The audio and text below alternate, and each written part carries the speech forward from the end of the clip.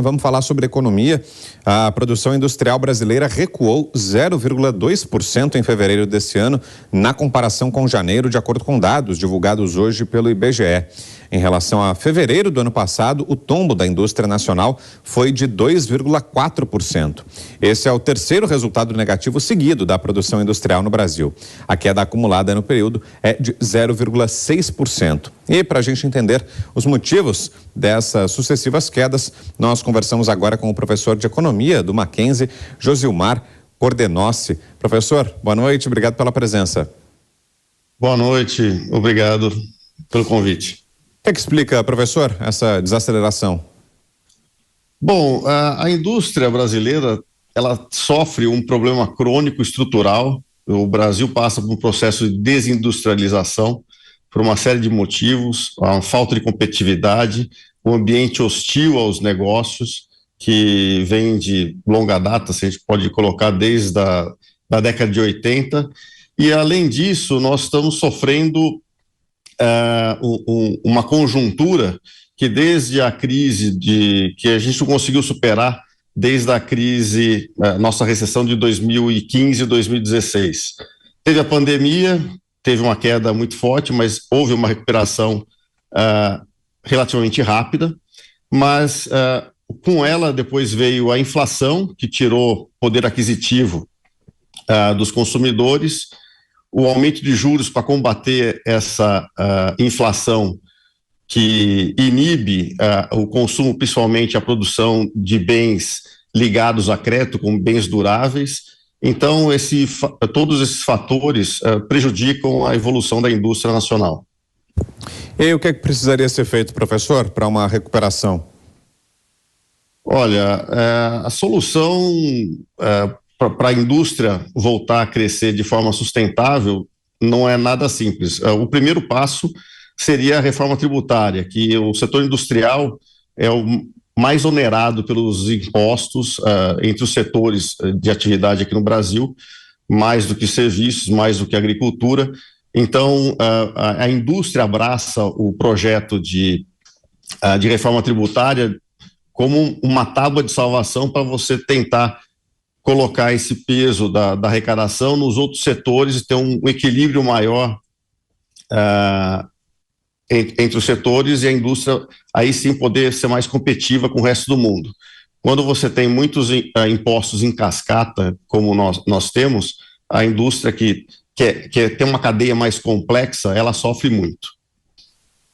E aí, muito possivelmente teremos, a reforma tributária, professor? Essa pelo menos é a aposta, de muitos analistas políticos, de acordo com aquilo que está acontecendo no Congresso Nacional, até aproveitando que é o início de governo, e o primeiro ano do mandato geralmente é um período mais favorável, muito possivelmente teremos a reforma tributária. Agora, o senhor é pessimista em relação aos resultados dessa reforma? Ou seja, será que essas mudanças no nosso sistema de impostos não vão ser suficientes para amenizar essa situação que vive o setor industrial, como o senhor estava narrando, professor? Que um lado é a parte dos impostos, mas também nós temos que ter um certo equilíbrio nas contas do governo para que as taxas de juros também sejam estruturalmente, de modo sustentável, baixas, que a gente não tem isso no Brasil há muito tempo. Então, é uma combinação de fatores que, sem dúvida, a reforma tributária é importante, mas também eu não acredito que não vá haver resistências, outros setores vão ter resistências, muitos que ganham com o sistema atual vai impor obstáculos, é natural do jogo político e que aconteça isso e possivelmente empresários e políticos estão sugerindo, por exemplo, colocar alíquotas diferenciadas de acordo com o setor. Então, se isso acontecer, vai ser ruim, prejudicial para a indústria e também, se você não acertar de uma vez por todas esse sistema tributário nosso, que é caótico, as contas do governo também vão ser mais difíceis de serem administradas e o Brasil dificilmente vai ter taxa de juros competitivas com o resto do mundo, uma taxa de juros baixa em que a indústria possa florescer tanto no mercado interno como exportar. Então, tem um caminho longo pela frente para tornar a nossa indústria, para ter otimismo com a nossa indústria. Agora, professor, no caso dos números de fevereiro, certamente houve um impacto daquele período em que ficou embargada a venda de carne do Brasil para a China, né? Por causa daquele registro de mal da vaca louca, né? Ficou suspensa por alguns dias ou semanas a venda de carne brasileira à China, enquanto eram apuradas as causas. Rapidamente, as autoridades brasileiras confirmaram que era um caso atípico, foi um caso pontual e depois o próprio governo chinês derrubou essa proibição, mas isso certamente pesou nos números, né, professor? Não fosse isso, poderíamos ter tido um resultado positivo?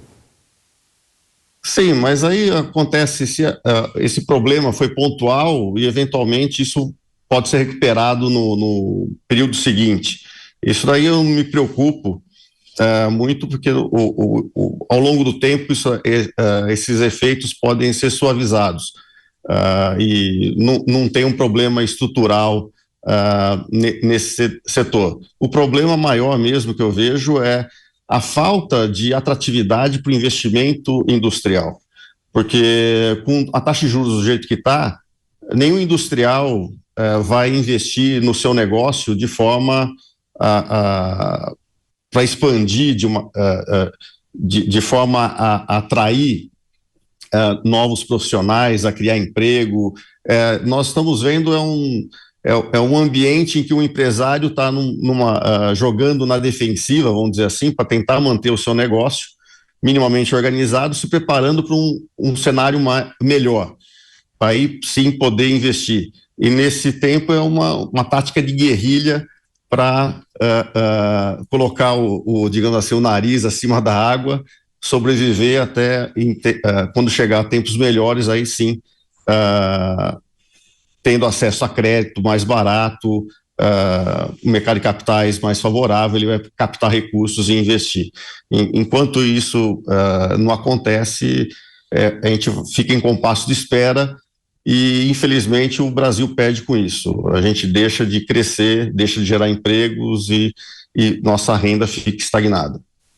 E um setor que está sendo especialmente castigado nesse momento, né, professor, é o setor automotivo, né? A indústria automotiva está sofrendo um baque, né? Montadoras anunciaram a paralisação da produção de carros novos, né? Os preços subiram muito, né? As pessoas pararam de comprar carro novo e as montadoras, por outro lado, estão com freio de mão puxado, né? Sem nenhum trocadilho, né? A situação é bem grave, mas também desaceleraram a produção justamente por causa dessa queda de demanda. O senhor vê alguma previsão de melhora, algum sinal de alguma luz no fim do túnel? Vai ter recuperação da indústria automotiva, professor? Qual seria o caminho? Olha, se a indústria fosse competitiva, ele poderia exportar, mas a nossa indústria automobilística não é competitiva, nós importamos mais do que exportamos carros e peças, e então ela depende muito do mercado interno. E o mercado interno, como é um bem durável e muito dependente do crédito,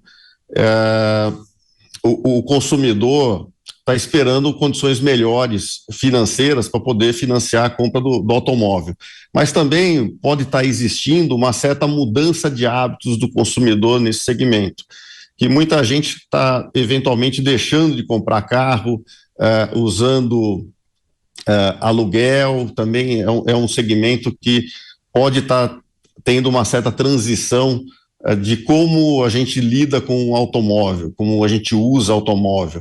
Então, pode ter não só um efeito conjuntural, mas também estrutural nesse mercado. E isso pode afetar muitas indústrias aqui. E fora do Brasil, professor, como é que a quantas anda o setor industrial? O senhor falava aqui de alguns problemas que são pontualmente nossos, né? A carga tributária brasileira, né? E essa própria paralisação da indústria automotiva, né? Isso passa também por essa mudança cultural, como o senhor tinha falado, mas fora daqui também é um momento difícil para a indústria, mundo afora, professor? Olha, em geral, o bicho-papão da indústria é a indústria chinesa, né? Você falou indústria, a China hoje dá as cartas do ponto de vista do PIB industrial do mundo.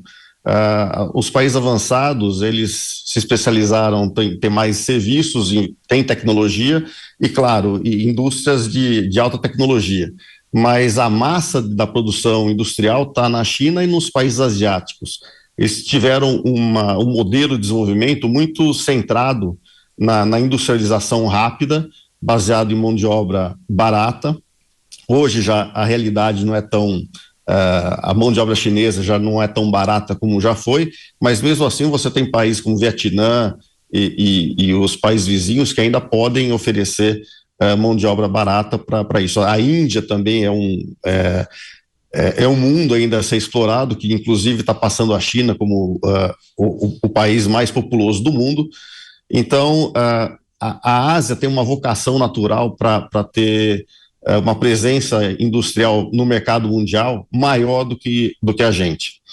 Em termos comparativos, nós somos mais competitivos do ponto de vista em recursos naturais, que favorece a agricultura, a mineração, mas é claro que nós também precisamos ter uma indústria forte, competitiva, porque também a gente não pode ficar para trás em muitos aspectos tecnológicos. A indústria é fundamental, inclusive para gerar empregos de alta qualidade e em quantidade, porque é difícil você se desenvolver um país sem usar a indústria como uma mola propulsora. São poucos países que se desenvolveram tendo muito mais baseado em agricultura, como o Canadá, a Austrália, mas geralmente são países de extensão territorial grande e uma população relativamente pequena.